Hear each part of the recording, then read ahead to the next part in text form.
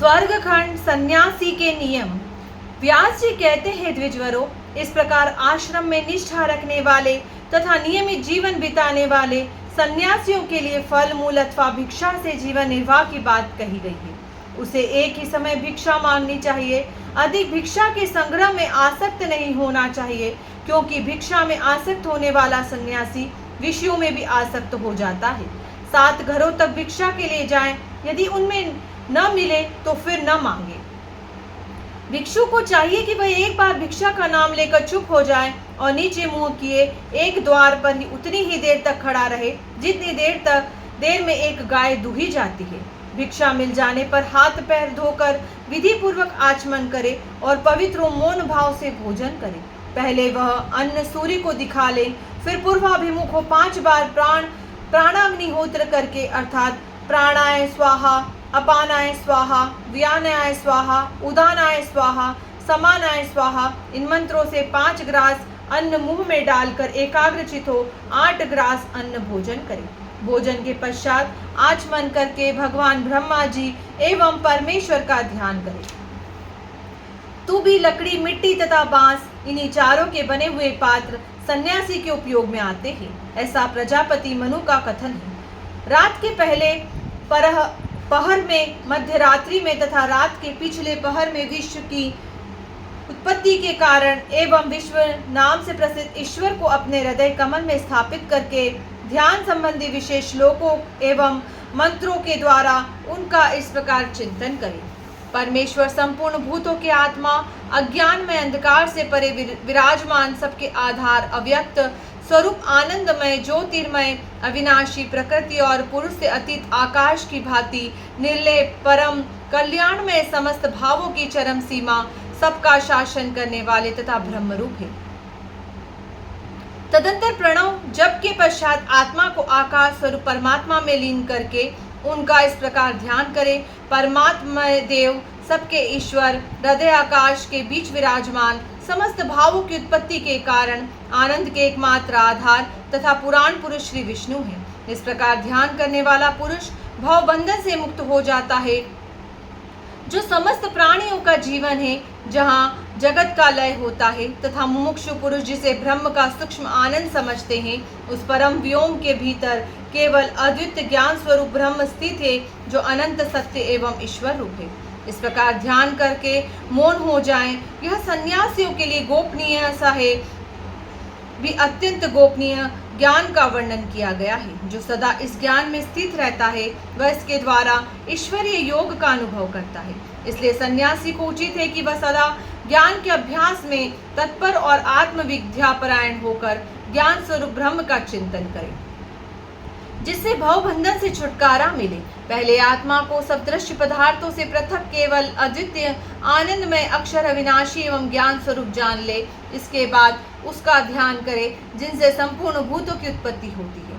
जिन्हें जानकर मनुष्य पुनः इस संसार में जन्म नहीं लेता, वे परमात्मा इसीलिए ईश्वर कहलाते हैं कि वे सबसे परे स्थित है, सबके ऊपर अध्यक्ष रूप से विराजमान है। उन्हीं के भीतर उस शाश्वत कल्याण में विनाशी ब्रह्म का ज्ञान होता है, जो इस दृश्य जगत के रूप में प्रत्यक्ष और स्वस्वरूप से परोक्ष है। वे ही परमेश्वर देव हैं। सन्यासियों के जो व्रत बताए गए हैं, वैसे ही उनके भी व्रत हैं। उन व्रतों में से एक का उल्लंघन करने पर भी प्रायश्चित करना पड़ता है। सन्यासी यदि कामना पूर्वक स्त्री के पास चला जाए तो एकाग्रचित होकर प्रायश्चित करे। उसे पवित्र होकर प्राणायाम पूर्वक संतापन व्रत करना चाहिए। संतापन के बाद चित्त को एकाग्र करके शौच, संतोष आदि नियमों का पालन करते हुए वह कृच्छ्र व्रत का अनुष्ठान करे। तदंतर आश्रम में आकर पुनः आलस्य रहित हो भिक्षु रूप से विचरता रहे। असत्य का प्रयोग कभी नहीं करना चाहिए, क्योंकि झूठा प्रसंग बड़ा भयंकर होता है। धर्म की अभिलाषा रखने वाला सन्यासी यदि झूठ बोल दे तो उसे उसके प्रायश्चित के लिए 1 रात उपवास और प्राणायाम करने चाहिए। बहुत बड़ी आपत्ति में पड़ने पर भी सन्यासी को किसी दूसरे के यहाँ से चोरी नहीं करनी चाहिए। स्मृतियों का कथन है कि चोरी से बढ़कर दूसरा कोई अधर्म नहीं है। हिंसा, तृष्णा और याचना ये आत्मज्ञान का नाश करने वाली है, जिसे धन कहते हैं। वह मनुष्यों का भय प्राण ही है जो जिसके धन का अपहरण करता है वह मानो उसके प्राण ही हर लेता है।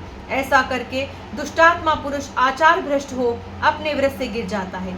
यदि सन्यासी अकस्मात किसी जीव की हिंसा कर बैठे तो कृच्छ अतिकृच्छ अथवा चांद्रायण व्रत का अनुष्ठान करे।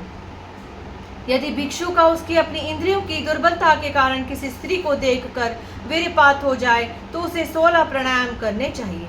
विद्वानों, दिन में वीर्यपात होने पर वह 3 रात का व्रत और 100 प्राणायाम करे। यदि वह एक स्थान का अन्न, मधु, नवीन श्राद्ध का अन्न तथा खाली नमक खा लेता हो तो उसकी शुद्धि के लिए प्रजापत्य व्रत बताया गया है।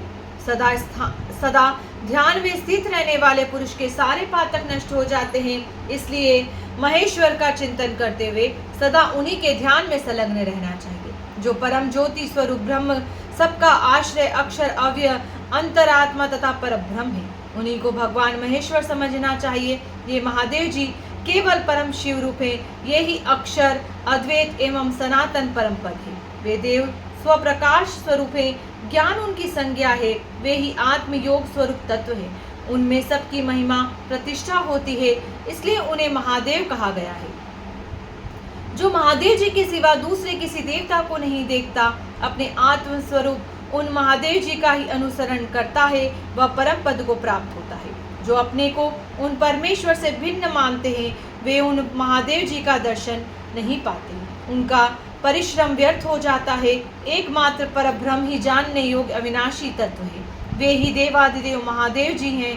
इस बात को जान लेने पर मनुष्य कभी बंधन में नहीं पड़ता। इसलिए सन्यासी अपने मन को वश में करके नियम पूर्वक साधन में लगा रहे तथा शांत भाव से महादेव जी के शरणागत होकर ज्ञान योग में तत्पर रहे। ब्राह्मणों, इस प्रकार मैंने आप लोगों से सन्यासियों के कल्याण में आश्रम धर्म का वर्णन किया। इसे मुनिवर भगवान ब्रह्मा जी ने पूर्व काल में उपदेश किया था। संन्यास धर्म से संबंध रखने वाला यह परम उत्तम कल्याणमय ज्ञान साक्षात स्वयंभू ब्रह्मा जी का बताया हुआ है। अतः पुत्र, शिष्य तथा योगियों के सिवा दूसरे किसी को इसका उपदेश नहीं करना चाहिए। द्विजवरों, इस प्रकार मैंने सन्यासियों के नियमों का विधान बताया है। यह देवेश्वर ब्रह्मा जी के संतोष का एकमात्र साधन है। जो मन लगाकर प्रतिदिन इन नियमों का पालन करते हैं, उनका जन्म अथवा मरण नहीं होता।